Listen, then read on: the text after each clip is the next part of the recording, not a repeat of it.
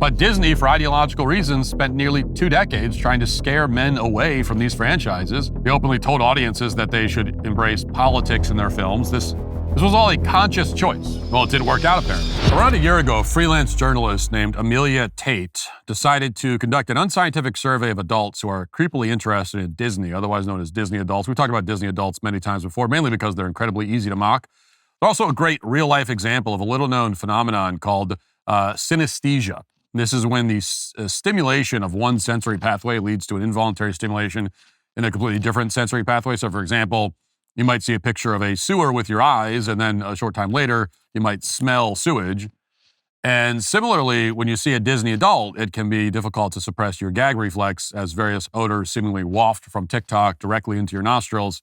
Even though, it's not real, the stench is ultimately unmistakable. But Amelia Tate, in a rare example of bravery in modern journalism, decided to dive headfirst into an investigation of this repulsive yet fascinating genre of Disney fan. And here's what she did. She surveyed more than 1,300 self-identifying Disney adults from all over the world. She primarily found these people through Facebook pages about Disney, as well as Reddit, of course.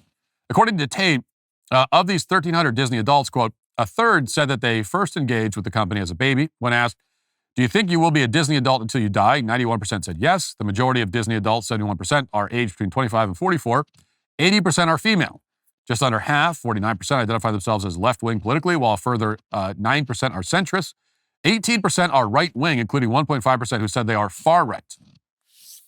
Now, last part is somewhat interesting. Yes, 1.5% of Disney adults claim to be far-right, whatever that means. You have to imagine that these particular survey respondents were maybe messing with Amelia Tate, or maybe they were undercover FBI agents. It was really the only two options.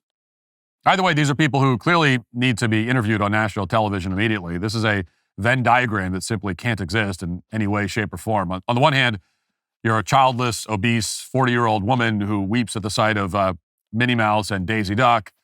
You see men in dresses greeting young girls at Disneyland, and you just can't get enough of it. You feel at home in this environment. On the other hand, when you get home, you're frantically refreshing 4chan for the latest intel on the Proud Boys meetup. Makes perfect sense. But then again, who am I to question an unscientific survey? The survey says what it says, so let's pretend it's credible for the sake of argument. The other noteworthy part of the survey is the gender element. Around 80% of Disney adults are female. In other words, Disney is completely missing out on a very large demographic of losers, specifically the losers who happen to also be male. It's a sizable share of the market that Disney isn't capturing.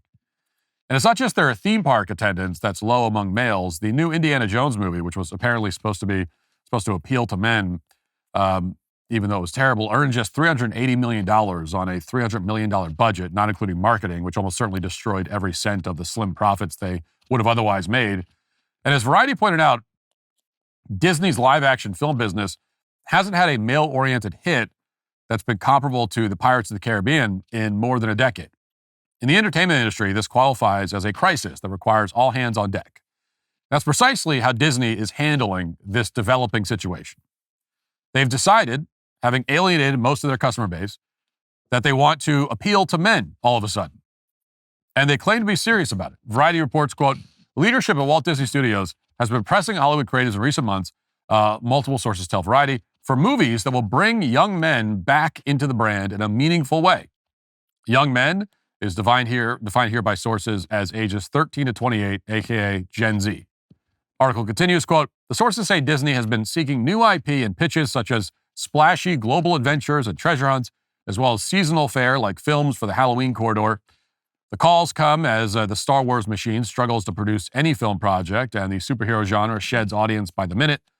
While two insiders say the mandate to recruit young males goes as high as the C-suite, the task primarily has fallen on David Greenbaum, the former Searchlight Pictures co-head brought on in 2024 to run Disney's live-action film business. We've all heard those common myths like we only use 10% of our brains, but here's one that might surprise you. Thread count is a huge myth that many people believe when shopping for sheets. Thread count is simply actually a measure of fabric density. It isn't actually a good indicator of quality.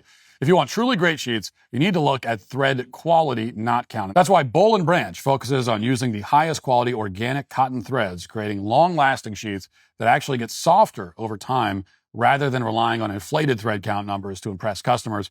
Boll & Branch's sheets are crafted from the finest 100% organic cotton in a soft, breathable, and durable weave that delivers quality you can feel from the moment you touch them. What makes them even more special is that they become softer with every wash, improving over time rather than wearing down. And we first got our Boll & Branch sheets several years ago. We just ordered another set for some of the other beds in our house. And we found that, you know what, the great thing about them is they're very comfortable. They get more comfortable as you use them. So we are devoted Boll & Branch customers. We have been for a long time. And look, with their 30-night worry-free guarantee, you can experience this exceptional comfort risk-free, ensuring you'll love how those premium sheets transform your sleep experience. Feel the difference an extraordinary night's sleep can make with Boll & Branch. Get 15% off plus free shipping on your first set of sheets at bollandbranch.com/Walsh. That's Boll & Branch, BOLLAND branch.com/Walsh to save 15% and unlock free shipping as well. Exclusions apply. Now, not that I'm in the business of offering unsolicited advice to major corporations, but this seems like a very ill-fated approach. There's simply no reason to trust anything Disney's saying here. Disney just blew millions of dollars on their Star Wars hotel, which they also billed as a grand, unique adventure. In the end, it turned out to be a windowless hotel that transported guests around in unmarked trucks, which also had no windows, so that the guests couldn't see that they were in a parking lot.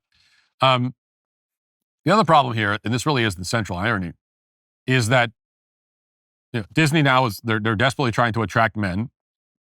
Well, Disney owns both Star Wars and Marvel, as Variety notes. They shouldn't have any trouble with the young male audience. You have Star Wars and superheroes. These are both established franchises with relatable and popular male figures. These are franchises that historically have been very, very popular with young males. But Disney, for ideological reasons, spent nearly 2 decades trying to scare men away from these franchises and replace them with a female audience. Kathleen Kennedy accused Star Wars fans of hating women because they refused to watch lesbian witches parade around in service of a plot that made no sense.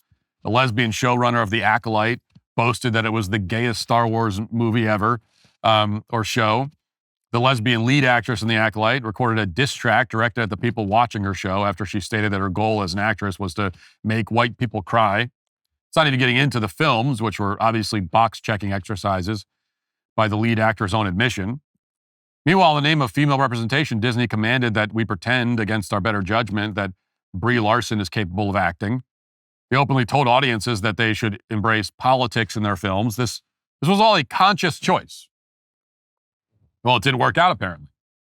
And now Disney, rather than returning to what it once was, is trying to undo the damage in a very heavy-handed and calculated manner. But if Disney executives actually wanted to appeal to men or to well-adjusted women, they wouldn't approach the problem with demographics and propaganda in mind. That's what created their problem in the first place.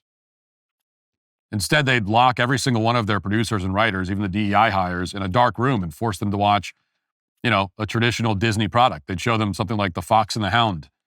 Disney made that film almost 45 years ago. There's a lot they could learn from it. And then Disney executives would unlock the door, letting everyone go except the DEI hires. They can stay trapped in there. Tell them it's a windowless ride at the Star Wars hotel, and they probably won't even complain. That's how you could course correct the historic downfall of a once beloved entertainment company. But because no one at Disney appears to have any degree of self-awareness, and because they seem to believe that more gender and race obsession is the appropriate remedy to their past gender and race obsession, Disney is very unlikely to pull out of its ongoing death spiral. And that is why Disney, along with Disney adults, for good measure, are again today canceled. If you'd like to see what else I have to say, you can access my full show by going to dailywire.com or by going to the Matt Walsh Show Twitter page. Hope to see you there. Godspeed.